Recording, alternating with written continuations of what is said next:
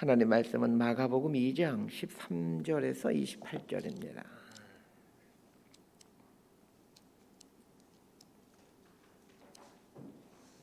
마가복음 2장 13절에서 28절까지 말씀 번갈아 가면서 봅니다. 제가 먼저 읽겠습니다. 예수께서 다시 바닷가에 나가심에 큰 무리가 나왔거늘 예수께서 그들을 가르치시니라. 또 지나가시다가 알페오의 아들 레위가 세간에 앉아 있는 걸 보시고 그에게 이르시되 나를 따르라 하시니 일어나 따르니라. 그의 집에 앉아 잡수실 때에 많은 세리와 죄인들이 예수와 그의 제자들과 함께 앉았으니 이는 거룩한 사람들이 많이 있어서 예수를 따르미러라. 바리새인의 서기관들이 예수께서 죄인 및 세리들과 함께 잡수시는 것을 보고 그의 제자들에게 이르되 어찌하여 세리 및 죄인들과 함께 먹는가? 예수께서 들으시고 그들에게 이르시되 건강한 자에게는 의사가 쓸데없고 병든 자에게라야 쓸데있느니라.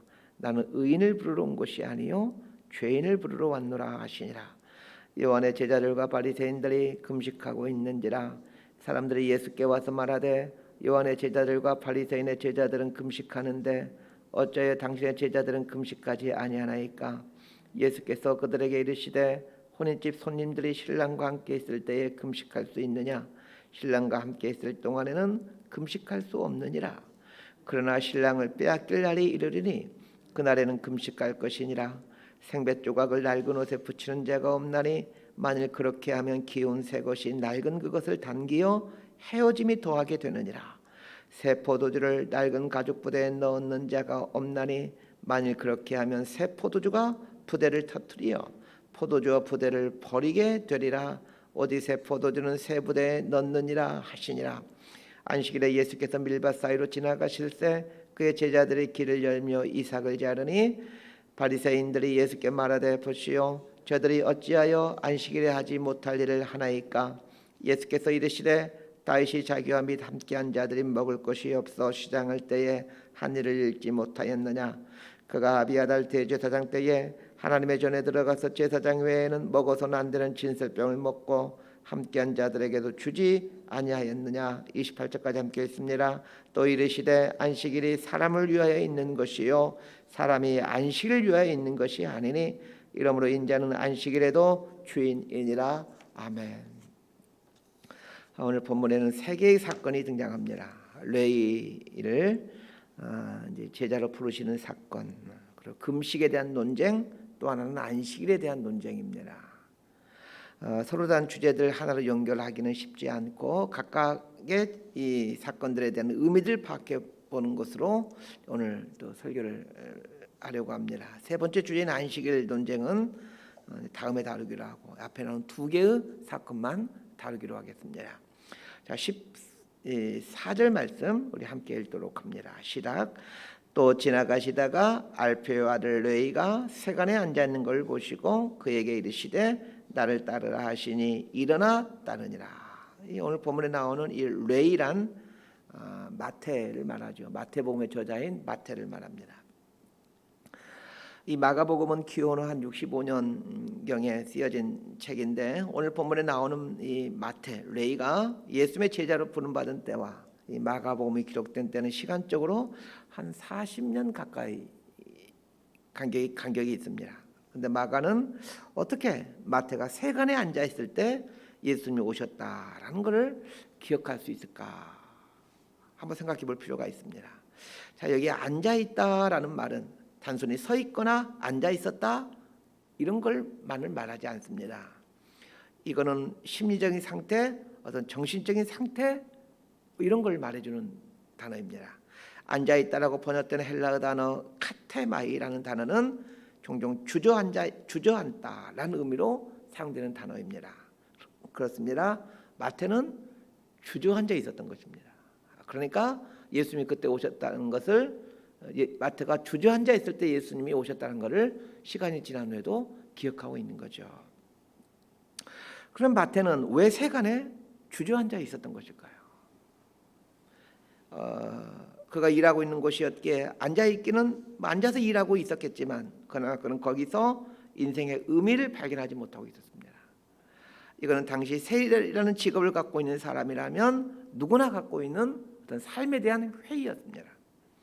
그러기에 성경은 수십 년이 지난 후에도 마태가 세간에 앉아 있을 때 예수님이 거기서 오셨다 이렇게 기술할 수가 있는 것입니다. 예수님을 만나기 전까지 마태는 주저앉는 삶이었습니다. 그래서 예수님이 마태의 삶에 개입되기 시작합니다. 그러자 마태의 삶이 일어서기 시작합니다. 재미있는 것은 이 일어나다라고 나와 있죠. 이 14절 하반절을 보게 되면 나를 따르라 하시니 일어나 따르니라.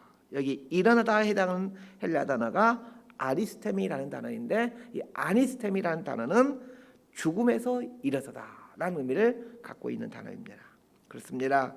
마태는 예수님을 만남으로 죽음에서 일어섭니다. 이 마태가 일하고 있었던 세관은 마태의 신분을 보장해 주는 곳이었고 또 마태가 생활할 수 있는 어떤 기반을 제공해 주는 곳이었습니다. 그런데 그 세관이 마태를 점점 죽여가고 있었던 것입니다. 세관은 지속적으로 마태에게 풍성한 돈을 제공해 주었습니다. 그러나 세관은 마태의 인생을 점점 죽여갔습니다. 세관이란 돈이 끊임없이 들어오는 것입니다. 결국 이 돈이 마태의 인생을 주저앉게 하고 죽여가고 있었던 것입니다. 오늘 본문의 사건이 일어나고 있는 것은 가버나움이라는 곳입니다. 가버나움은 교통의 중심지입니다. 메소포타미아 문명권에서 이집트 문명권 오고 갈 때 거쳐야만 하는 곳이 이 가버나움입니다. 수많은 이방인들과 상인들이 통과하는 곳이었기에 예수님은 이 가버나움을 자신의 본 동네 베이스 캠프로 삼으시고 그곳에서 주로 사역을 하십니다. 가버나움의 세관을 잘 한번 묵상해 보면 재밌는 걸 발견하게 됩니다. 많은 사람들과 많은 물건들이 이 가버나움의 세관을 통과해야만 합니다. 그런 의미에서 모든 인생들이 반드시 통과해야만 되는 곳이 이 가버나움의 세관입니다. 우리가 살아가는 동안 반드시 통과해야 되는 곳이 이 돈의 문제, 즉 먹고 살아가는 문제입니다. 사람은 먹고 살아가는 문제 앞에 반드시 서게 됩니다. 그러나 거기에 붙잡혀 살면 인생의 고귀한 의미를 놓쳐버리게 됩니다. 평생 뭘 먹을까, 뭘 입을 것인가 거기에 갇혀 살아가는 사람들이 있습니다. 사실 대부분의 사람들이 여기에 해당되죠. 예수님께서 마태복음 6장 31절에서 뭘 먹을까, 뭘 마실까, 뭘 입을까 하지 말라. 이런 다 이방인들이 구하는 것이니라. 그렇게 말씀하셨습니다. 먹고 살아가는 것에 갇혀 살아가는 사람, 오늘 본문식으로 하면 세간에 갇혀 살아가는 사람은 사실 하나님을 모르는 사람, 이방인이라고 말씀하십니다. 뭘 먹을 것인가, 뭘 입을 것인가에 세간에서 나오지 못하면 우리는 그야말로 주저앉는 인생, 죽음의 삶을 살게 됩니다. 예수님은 마태가 세관에 갇혀 주저앉아 죽어가는 삶을 살아가는 걸 보고 계셨습니다. 그리고 마태에게 말씀하십니다. 나를 따르라. 마태는 나를 따르는 예수님의 초청에 세관에서 일어섭니다. 그리고 세관을 나옵니다. 마태가 예수님의 초청 앞에 일어섰을 때 아니스템이 죽음에서 일어서게 됩니다. 15절 말씀 우리 함께 읽도록 합니다. 시작. 그의 집에 앉아 잡수실 때에 많은 세리와 죄인들이 예수와 그의 제자들과 함께 앉았으니 이는 그러한 사람들이 많이 있어서 예수를 따름이러라. 죽음에서 일어선 마태가 곧바로 한 것은 잔치입니다. 잔치를 벌린다라는 것은 삶을 새로운 각도에서 보게 되었다는 뜻입니다. 잔치는 돈이 있기 때문에 하는 것이 아닙니다. 잔치는 돈에서 해방되었을 때 하는 것입니다. 18절에서 우리 22절까지 말씀 함께 읽습니다. 시작. 요한의 제자들과 바리새인들이 금식하고 있는지라. 사람들이 예수께 와서 말하되 요한의 제자들과 바리새인의 제자들은 금식하는데 어찌하여 당시의 제자들은 금식하지 아니하니까. 예수께서 그들에게 이르시되 혼인집 손님들이 신랑과 함께 있을 때에 금식할 수 있느냐. 신랑과 함께 있을 동안에는 금식할 수 없느니라. 그러나 신랑을 빼앗길 날이 있으리니 그날은 금식할 것이니라. 생배 조각을 낡은 옷에 붙이는 자가 없나니 만일 그렇게 하면 기운 새 것이 낡은 그것을 당기어 헤어짐이 더하게 되느니라. 새 포도주를 낡은 가죽 부대에 넣는 자가 없나니 만일 그렇게 하면 새 포도주가 부대를 터뜨려 포도주와 부대를 버리게 되리라. 오직 새 포도주는 새 부대에 넣느니라 하시니라. 이 구약 성경은 1년에 한 차례 금식할 걸 명령하고 있습니다. 그날이 대속죄일이죠. 7월 10일이 대속죄일인데 그날은 금식을 해야 된다라고 율법에서 얘기해주고 있습니다. 그런데 바벨론 포로기 이후부터 이스라엘 백성들은 1년에 4차례 금식을 하게 됩니다. 그리고 예수님 당시에는 월요일과 목요일 이렇게 일주일에 2번을 금식일로 정하고 지켜오고 있었습니다. 율법에 제시해준 금식보다 훨씬 더 많은 금식을 하게 된 것은 이 금식이 주는 유익이 있기 때문이었습니다. 하나님은 대속죄일에 왜 금식을 하도록 말씀하셨던 것일까요? 대속죄일은 지은 모든 죄를 용서받는 날입니다. 대속죄일에 금식을 하라는 것은 자신의 죄를 범으로 통회하고 자복하라는 뜻이었습니다. 밥을 굶음으로 자신의 영혼 안에 있는 영혼의 배설물을 보도록 했던 것이죠. 금식이 주는 가장 큰 유익은 자신 안에 있는 영혼의 배설물을 보는 것입니다. 육체에 밥을 주지 않으므로 영혼 안에 잠재되어 있었던 영의 배설물들이 드러나게 하는 것이었습니다. 그런 면에서 금식은 분명 우리 영혼을 살려갈 수 있는 좋은 경건훈련입니다. 이런 영적인 유익이 있기에 구약의 백성들은 바벨론 포로 이후부터는 1년에 4번 정도 금식을 정하여 금식을 했고, 또 예수님 시대에는 바리새파는 물론이거니와 세례요한이 속해 있던 에세네파도 일주일에 2번씩 금식하는 것을 이제 지켜오고 있었던 것이죠. 예수님께서 마태의 집에서 잔치를 하는 동안 마침 그날이 금식을 하는 월요일이나 목요일이었던 것 같습니다. 또 이때 또 세례 요한은 지금 감옥에 가 있는 그런 기간입니다. 이 세례 요한의 제자들 입장에서는 계속해서 금식을 해야 되는 기간이 지금 이 기간이었습니다. 세례 요한은 자신의 제자들에게 예수님이 하나님의 어린 양이다라고 끊임없이 가르쳐 왔습니다. 예수님에 대해서 호의를 베풀었던 세례 요한이 감옥에 갇혀 있는데 지금 예수님은 잔치를 즐기고 있습니다. 사람들이 이걸 보면서 참 예수님 너무하신 거 아닌가? 어떻게 세례 요한이 저렇게 고생하고 있는데 예수님은 잔치를 벌일 수 있는가? 이렇게 생각했던 것 같습니다. 이 세례 요한의 제자들 입장에서는 사실 이때 금식을 해야 될 때이죠. 그러나 세례 요한의 이 제자들과 또 세례 요한을 따르고 있는 사람들이 실수하고 있는 것이 있습니다. 그리고 이 실수는 종종 우리가 저지르고 있는 실수입니다. 금식은 양식을 먹지 않으므로 자신 안에 있는 죄와 허물을 슬퍼하고 아파하는 훈련이 금식입니다. 그러면서 하나님의 은혜를 구하는 것이 금식이죠. 바벨론 포로 이후에 1년에 4차례 금식을 했던 것은 조상들의 죄를 나라의 죄를 나의 죄로 받아들이겠다라는 의도에서 출발합니다.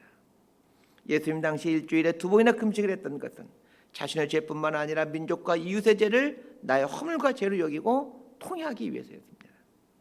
그러므로 금식은 철저히 나를 하나님 앞에 세워놓기 위한 훈련입니다. 다른 사람의 허물과 죄까지 나의 허물과 죄로 품고자 하는 그 숭고한 행위가 금식 행위였습니다. 그런데 이 세례 요한을 추종하고 있는 사람들은 잔치를 하고는 예수님께 와서 왜 당신은 금식을 하지 않습니까? 라고 말하므로 이 금식이라는 신앙 잣대를 다른 사람에게 갖다 대는 것이었습니다. 결국 금식을 통해서 내 영혼을 살려나가고 더 나아가 다른 사람의 영혼까지 살려나가는 것이 목적인데, 세례 요한을 추종하는 사람들은 자신들의 금식 행위를 다른 사람들을 정죄하고 판단하는 도구로 전락시켰던 것입니다.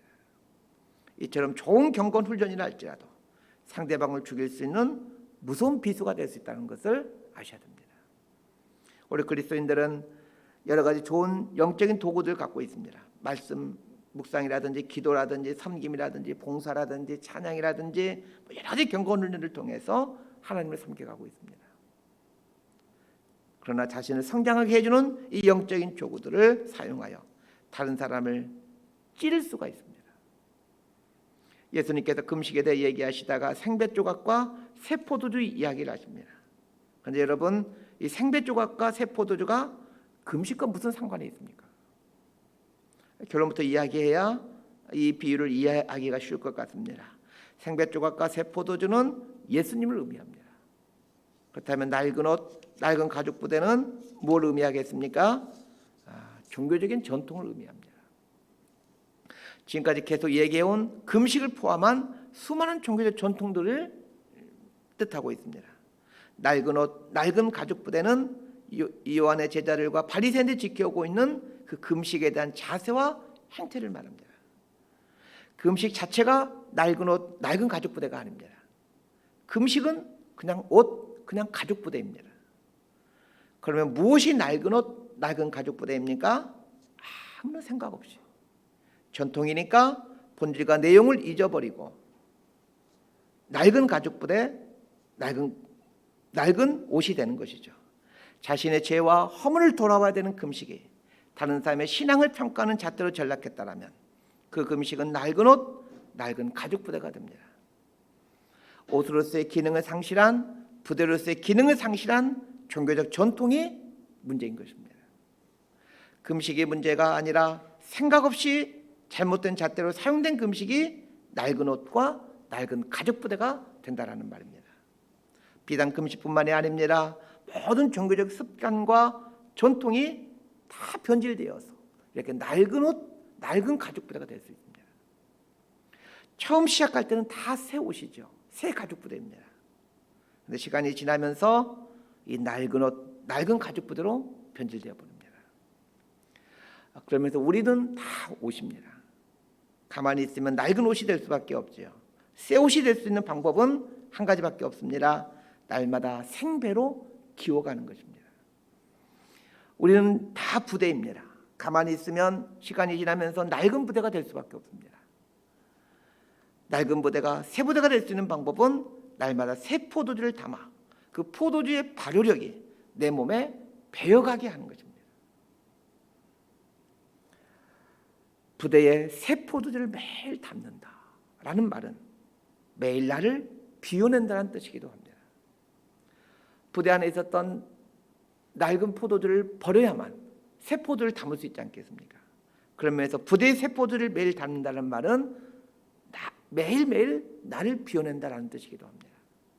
우리는 가만히 있으면 나로 채워져가는 부대가 됩니다. 날마다 나를 비우고 예수님을 채워넣으면 새 부대가 될 수 있습니다. 말씀 정리합니다. 이 레이, 마태는 가버나움 세관에서 일하는 세리였습니다. 가버나움 세관에서 일하고 있었기에 가버나움을 베이스 캠프 삼고 사역하시는 예수님에 대한 소식을 누구보다도 잘 알고 있었을 겁니다. 그러나 예수님에 대한 소식을 잘 알고 있는 것만으로 그의 삶에 천국이 오질 않습니다. 그의 삶이 잔치의 삶, 천국의 삶을 살게 된 시점은 나를 따르라 하신 예수님의 부르심에 순종하고 난 이후부터입니다. 예수님께서 나를 따르라는 말씀을 12제자에게만 하신 것이 아닙니다. 수많은 사람들에게 예수님은 그 말씀하셨습니다.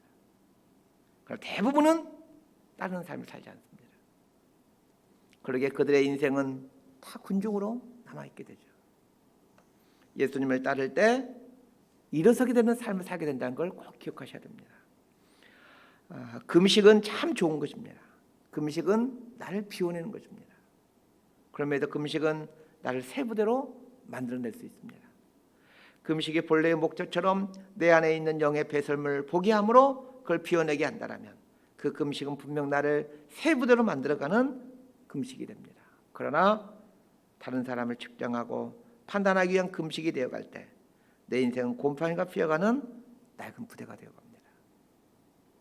새 포도주는 곰팡이가 핀 부대 안에 담지 않습니다. 예수님은 새 포도주이십니다. 하나님의 말씀은 새 포도주이십니다. 아무리 시간이 지나도 예수님은 늘 새 포도주이십니다. 문제는 이 포도주를 담고 있는 부대입니다. 예수님은 우리가 당신을 담아놓을 새 부대가 되기를 원하십니다. 새 부대가 된다는 것은 끊임없이 자기 부인의 삶을 산다는 뜻입니다. 날마다 권리를 포기하고 자기 십자가를 질 때 새 부대가 되어갑니다. 새 부대가 될 때 반드시 예수님께 쓰임받는다는 사실을 기억하시길 바랍니다. 새 포도주는 새 부대라는 말은 예수님은 반드시 새 부대인 사람과 새 부대인 교회를 사용하신다는 말입니다. 저 여러분의 인생이 새 부대로 예수님을 담아내는 존귀한 그릇으로 사용되어 갈 수 있게 되기를 주님의 이름으로 소망하고 축복합니다. 기도하겠습니다. 하나님 아버지, 먹고 살아가는 문제 앞에 주저앉아 있는 우리가 마태입니다.